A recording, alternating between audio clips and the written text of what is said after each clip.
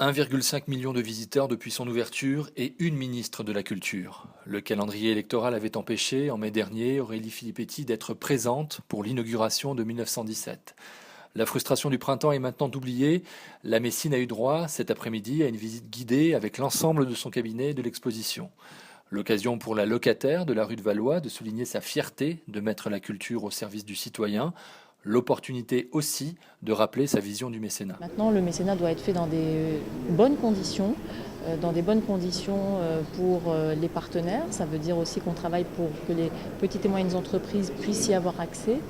Et aujourd'hui, c'est plus difficile pour elles parce qu'elles bénéficient moins en fait, des dispositifs fiscaux.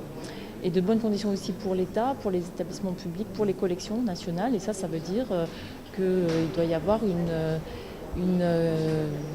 charte éthique qui d'ailleurs est en cours de réalisation au sein de la mission mécénat du ministère de la Culture, que les partenaires qui sont choisis doivent être absolument irréprochables à tout point de vue. Dans une période de difficultés budgétaires, il est plus que jamais nécessaire d'avoir recours au financement privé. Mais ça veut dire aussi du financement pour les petits établissements, pas seulement pour les grands établissements prestigieux comme ici. Et les petits établissements, eh bien, ils doivent avoir accès aussi aux ressources du mécénat, avec par exemple des liens avec des entreprises plus locales, des plus petites et moyennes entreprises. Partout en France, le patrimoine sera justement à l'honneur la semaine prochaine à l'occasion des Journées européennes du patrimoine. Aurélie Filippetti lancera d'ailleurs deux messes, ce week-end dédié à l'histoire des lieux et de l'art.